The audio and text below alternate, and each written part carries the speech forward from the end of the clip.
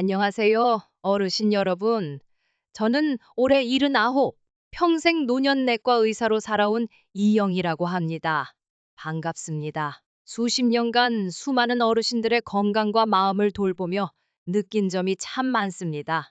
오늘은 조금은 민감할 수 있지만 우리 어르신들의 행복한 노후와 직결된 중요한 이야기를 나누고자 합니다. 바로 노년의 향기, 우리가 흔히 노인 냄새라고 부르는 것에 대한 이야기입니다. 혹시 사랑하는 손주가 예전처럼 품에 안기지 않거나 자녀들이 방에 들어와 슬며시 창문을 여는 모습에 마음 아팠던 적 있으신가요? 진료실에서 그런 속상함을 눈물과 함께 털어놓으시는 어르신들을 뵐 때마다 제 마음도 참 무거웠습니다. 먼저 꼭 말씀드리고 싶은 것은 이것은 결코 어르신 개인의 청결 문제만이 아니라는 사실입니다.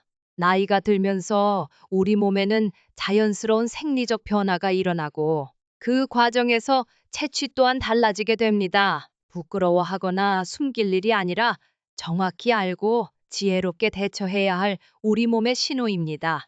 오늘 제가 오랜 경험과 연구를 통해 알게 된 누구도 속 시원히 알려주지 않았던 노년기 채취 관리의 핵심 비결을 알려드릴 테니 끝까지 귀 기울여 주시기 바랍니다. 이 이야기를 통해 어르신들의 삶이 더욱 향기로워지기를 진심으로 소망합니다. 시니어 홈케어 채널 구독과 알림 설정을 통해 유익한 건강 정보를 꾸준히 받아보세요. 오늘 영상 내용이 담긴 건강 책자를 받고 싶으신 분은 댓글을 남겨주세요. 그렇다면 왜 나이가 들면서 특유의 채취가 생기는 걸까요? 마치 오래된 책에서 나는 냄새처럼 노년의 채취는 몇 가지 과학적인 이유가 있습니다. 첫째, 우리 피부의 기름 성분, 즉 피지가 변화하기 때문입니다. 젊었을 때와 달리 나이가 들면 피지 속에 노네날 노네나노이라는 물질이 많아집니다. 이 노네날이라는 녀석이 바로 노년기 특유의 쿰쿰하고 퀴퀴한 냄새를 만드는 주범이지요. 마치 풀 냄새나 오래된 기름 냄새와 비슷하다고 표현하기도 합니다. 이 물질은 40대 이후부터 서서히 증가하기 시작해서 60에서 70대에 가장 활발하게 만들어집니다. 둘째, 땀 분비량이 줄어드는 것도 원인입니다. 땀이 안 나니 냄새도 안 나겠지 생각하기 쉽지만 사실은 그 반대입니다. 땀은 우리 몸의 노폐물을 씻어내는 중요한 역할을 하는데 땀 분비가 줄면 노폐물과 각질이 피부에 더 오래 머물게 됩니다. 이것들이 피부 표면에 세균과 만나 분해되면서 불쾌한 냄새를 유발하는 것이죠. 셋째, 입안 환경의 변화, 즉 침 분비 감소도 무시할 수 없습니다. 나이가 들면 자연스럽게 침 분비량이 줄어 입안이 마르기 쉽습니다. 침은 입안의 세균 증식을 억제하고 청결하게 유지하는 중요한 역할을 하는데 침이 부족하면 세균이 번식하기 좋은 환경이 되어 입냄새가 심해질 수 있습니다. 이처럼 노년기 채취는 단순히 덜 씻어서 생기는 문제가 아니라 우리 몸의 자연스러운 노화 과정과 관련된 복합적인 결과입니다. 이 원인을 알아야 올바른 해결책을 찾을 수 있습니다. 많은 어르신들이 냄새를 감추기 위해 향수를 뿌리거나 방향제를 사용하는 경우가 많습니다. 하지만 이는 근본적인 해결책이 되지 못합니다. 오히려 본래의 채취와 향이 섞여 더 역하거나 부자연스러운 냄새를 만들 수 있어요. 더러워진 옷 위에 새 옷을 더 씹는 것과 마찬가지입니다. 냄새의 원인을 잡는 것이 중요합니다. 가장 기본적이면서도 효과적인 생활 습관 몇 가지를 먼저 알려드릴게요. 첫째, 물을 충분히 마시는 습관입니다. 우리 몸의 약 70%는 물로 이루어져 있습니다. 물은 몸속 노폐물을 소변과 땀으로 배출시키는 가장 좋은 청소부입니다. 하루에 6잔에서 8잔 정도의 미지근한 물을 꾸준히 마시는 것이 좋습니다. 특히 아침에 일어나서 공복에 마시는 물 한 잔은 밤새 쌓인 노폐물을 배출하고 신진대사를 활발하게 하는데 큰 도움이 됩니다. 커피나 녹차는 이뇨 작용으로 오히려 수분을 뺏어갈 수 있으니 순수한 물을 드시는 것이 가장 좋습니다. 둘째, 햇볕을 쬐며 가볍게 움직이는 것입니다. 무리한 운동이 아닙니다.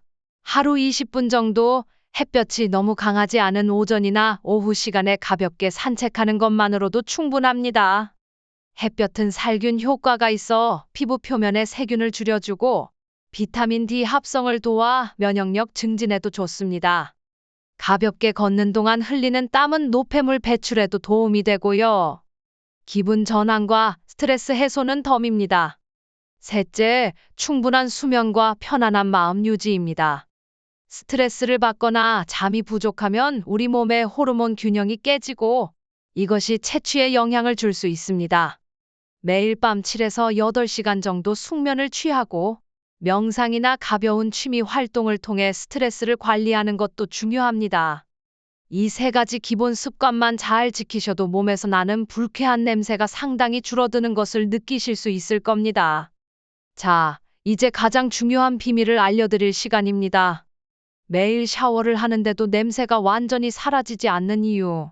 바로 우리가 놓치고 있는 특별한 부위 때문입니다. 노년기 채취의 90%는 바로 이 부위들에서 집중적으로 발생합니다.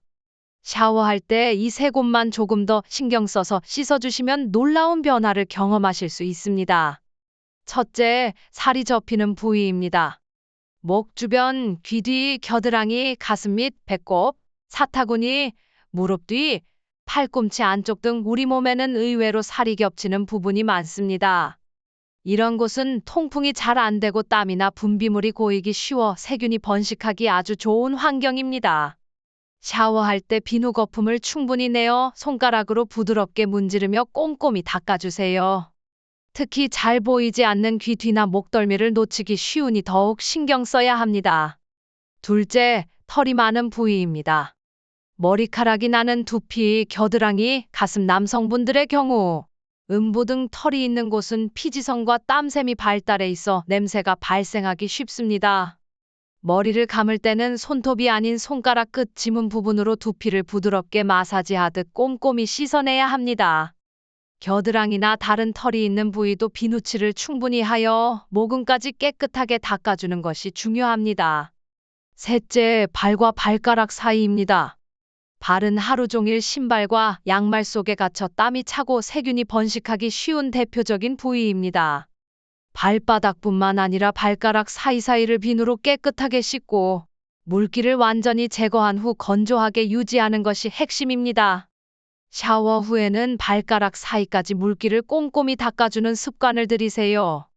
샤워 시 주의할 점은 너무 뜨거운 물보다는 미지근한 물 38도, 40도를 사용하고 피부를 자극하는 떼수건보다는 부드러운 샤워, 타월이나 손을 이용하는 것이 좋습니다. 샤워 후에는 몸 전체에 순한 보습제를 발라 피부 건조를 막고 건강한 피부 장벽을 유지하는 것도 잊지 마세요. 건조하고 갈라진 피부는 세균 침투를 쉽게 만들어 냄새의 원인이 될 수 있습니다.